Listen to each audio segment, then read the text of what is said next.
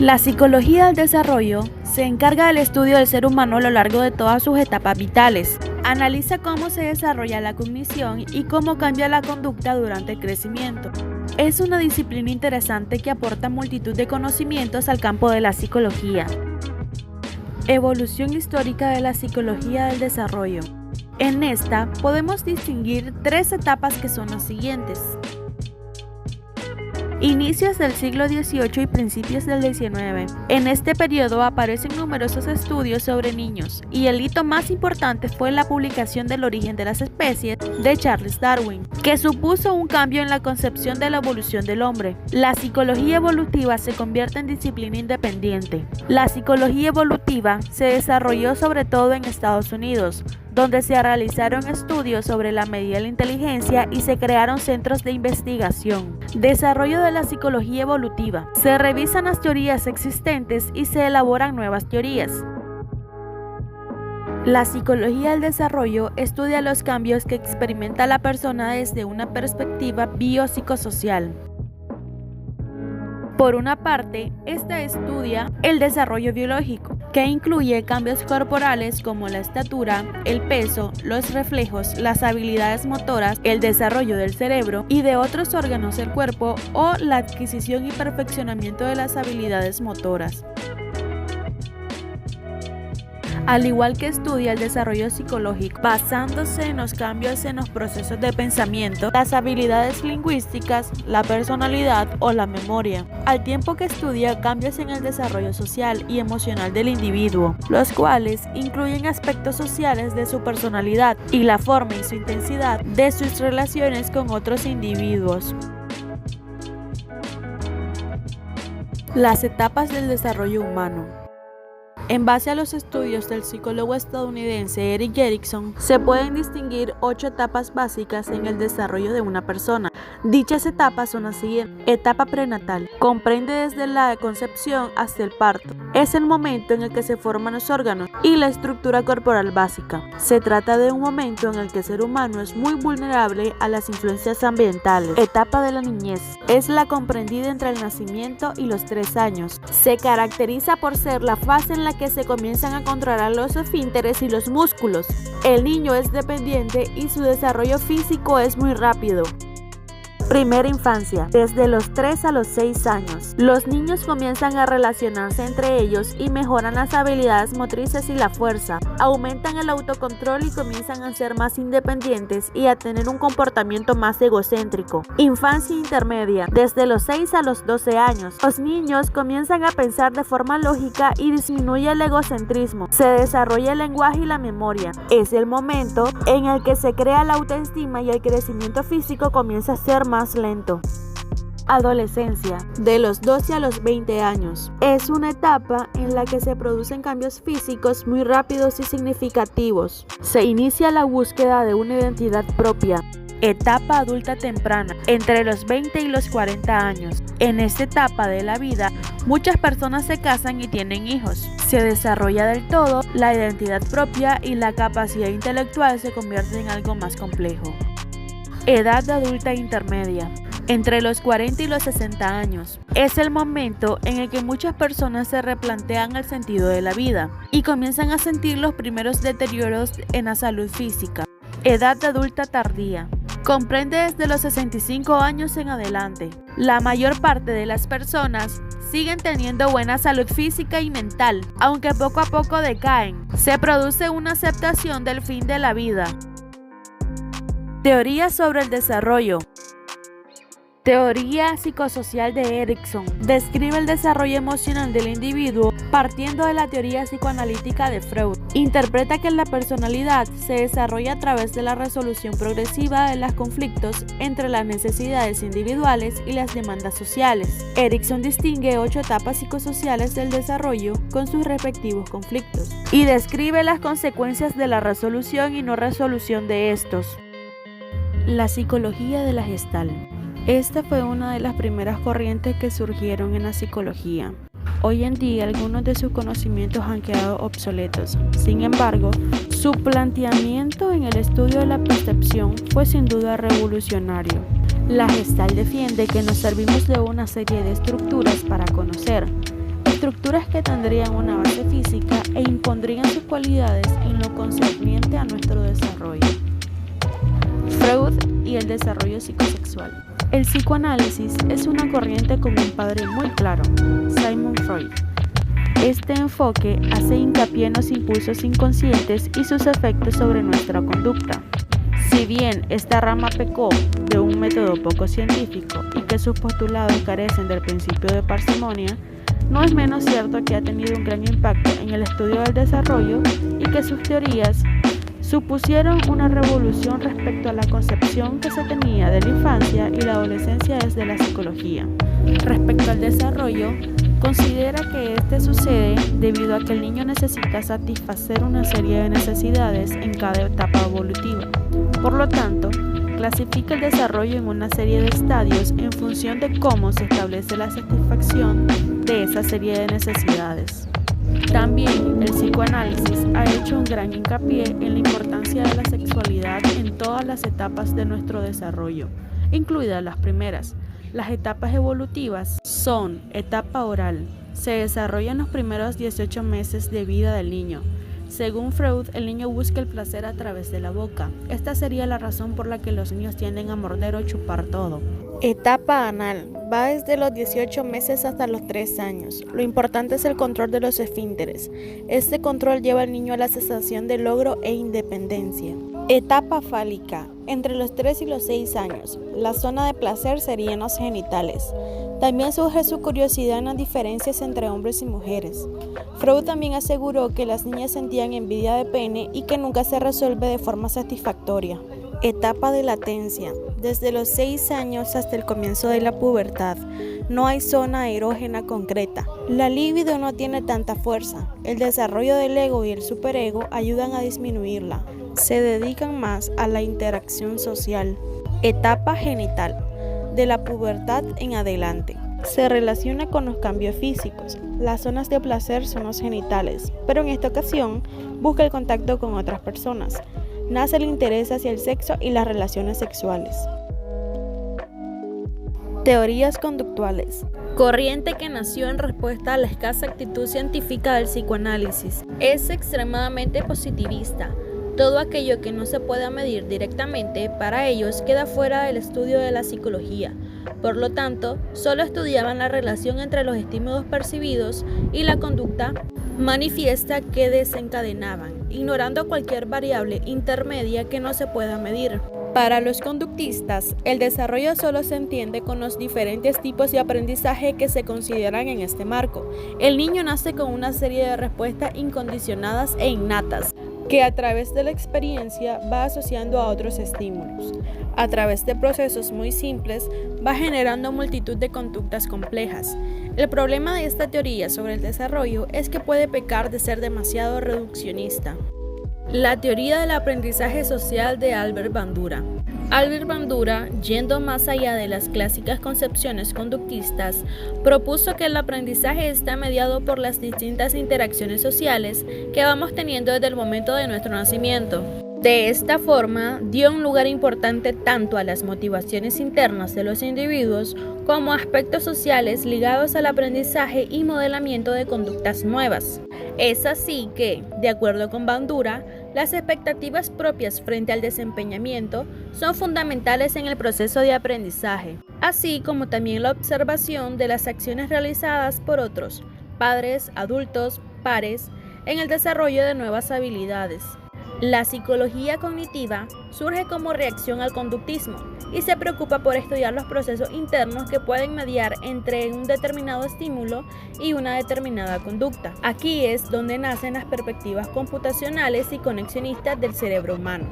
Hoy en día, la psicología cognitiva es la perspectiva con más apoyo, especialmente en Europa. Respecto al estudio del desarrollo, la psicología cognitiva plantea que el sujeto es un elaborador de información que va construyendo representaciones internas de cómo es el mundo. Su postura se acerca a Piaget y Vygotsky debido a este principio constructivista. Sin embargo, al definir los procesos como asociativos, se aleja de ellos para acercarse más al conductismo.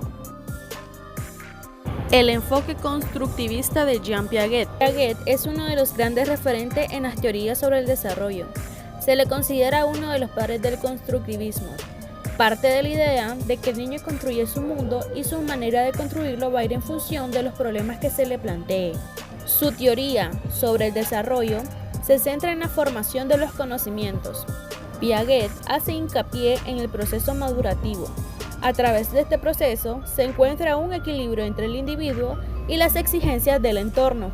Al mismo tiempo, también plantea un proceso de asimilación de la realidad externa y otro proceso de acomodación de nuestras estructuras al medio. La articulación armónica fue un concepto destacado de Piaget. Según el autor, todas las partes por las que está compuesto el ser humano se coordinan entre sí para interactuar de forma exitosa con el entorno. A través de su perspectiva constructivista, elaboró una teoría que dividía el desarrollo en una serie de estadios. Estos estadios son universales y todos los sujetos pasarían por ello a edades similares. La psicología cultural de Lev Vygotsky, otro de los grandes referentes en teoría sobre el desarrollo. Al igual que Piaget, planteó el desarrollo desde una perspectiva constructivista. Sin embargo, a pesar de coincidir en la perspectiva, fijaron su atención en puntos distintos. Mientras Piaget se centraba en cómo el individuo interactuaba con su medio, Vygotsky se centró en los efectos culturales y sociales que influían en el desarrollo. Para Vygotsky, el desarrollo era indisociable del ambiente social, ya que la cultura y la sociedad en la que transmiten las formas de conducta y de organización del conocimiento. Eso sí, no se trata de un proceso de copiar y pegar. El niño construye su realidad a través de lo que le dice la sociedad. A este postulado teórico se le conoce como socioconstructivismo. Es un paradigma interesante y con muchas posibilidades. A pesar de que muchas personas consideran el pensamiento de Vygotsky opuesto al de Piaget, en realidad estos se pueden reconciliar fácilmente. Pero para ello tenemos que tomar una perspectiva más amplia que actúe desde diferentes niveles y formas de investigar. Egocentrismo y adolescencia, la pseudoestupidez. Este hace referencia a una forma de pensamiento característica de la adolescencia en el que la persona ya tiene capacidad para argumentar de forma correcta, pero aún no es capaz de hacer un recorrido completo sobre las diferentes alternativas a su línea argumental. Esto se debe, por una parte, a la falla de experiencia, pero por otra a la inmadurez biológica de estructuras cerebrales como el córtex prefrontal, región central que interviene en la planificación, toma de decisiones, etc. Podemos entender egocentrismo como una exaltación exagerada del propio yo. La persona egocéntrica exacerba sus cualidades, despreciando las de los demás. Le resulta difícil empatizar con otros, tienen necesidad de ser el centro de atención, y si esto no ocurre, sufre por ello. El egocentrismo es propio de niños y adolescentes. Por supuesto, se puede dar en diferentes grados, y las etapas evolutivas donde prima el egocentrismo no son rígidas, sino que su duración varía de una persona a otra. Y sí, también algunos adultos son egocéntricos, pero este tema lo dejamos para otro momento. Las características del egocentrismo adolescente son audiencia imaginaria. Como el pensamiento propio está centrado en el sí mismo, también creen que los demás piensan en ellos de la misma manera, que les observan y que para otros son también el centro de atención. Hipocresía. Lo que para ellos está permitido, para otros no. Los juicios que emiten para un mismo comportamiento son positivos, si lo realizan ellos, pero negativos si lo realizan otros. Pseudoestupidez. Aún no son capaces de tener en cuenta las múltiples variables sobre una situación determinada, uno de los motivos que explican las conductas de riesgo que realizan. Tendencia a discutir.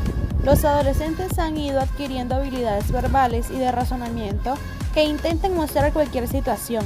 El objetivo suele ser llevar la razón, ganar. Es una forma de autoafirmarse. Fábula personal.